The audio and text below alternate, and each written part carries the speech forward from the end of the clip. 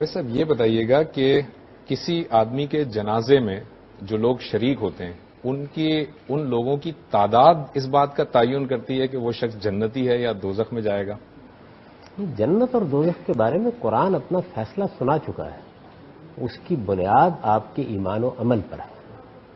من اسلم وجہہ للہ وہو محسن، یعنی جنت میں داخلے کے لیے اللہ تعالیٰ کا بنایا ہوا قاعدہ یہ ہے کہ آپ اپنے آپ کو اپنے پروردگار کے سپرد کر دیں، آپ اسلام کی حقیقت پالیں اور اچھا رویہ اختیار کریں.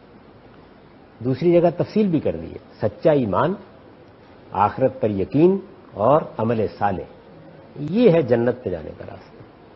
اس سے کوئی فرق نہیں پڑتا.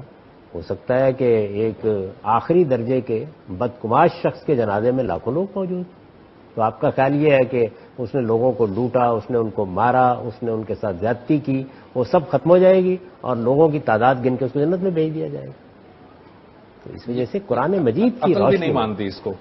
ہمیشہ یہ کرنا چاہیے کہ جب آپ کے سامنے کوئی بات آئے تو آپ پہلے یہ دیکھیے کہ کیا اللہ کی کتاب قرآن مجید اس کے بارے میں کوئی فیصلہ سنا چکی ہے. اللہ کی کتاب قرآن مجید میں یہ فیصلہ سنا دیا گیا ہے. اس وجہ سے ایسی تمام چیزوں کو اس کی روشنی میں دیکھنا چاہیے. وہ الگ سے اللہ کے قانون کو باطل نہیں کر دیں گے.